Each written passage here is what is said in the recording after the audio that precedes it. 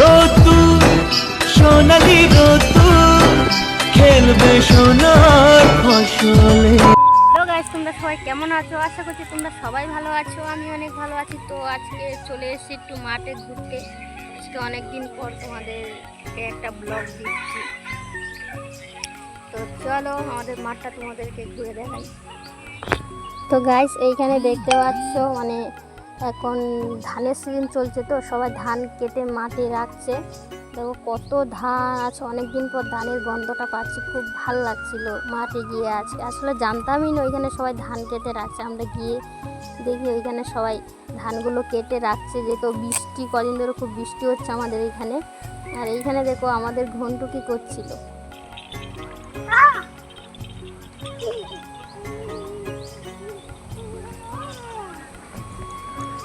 High smile কদু। হ্যাঁ হ্যাঁ,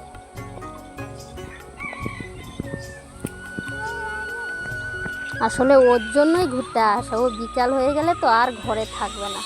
তো চলো ভিডিওটা এই পর্যন্তই, টাটা।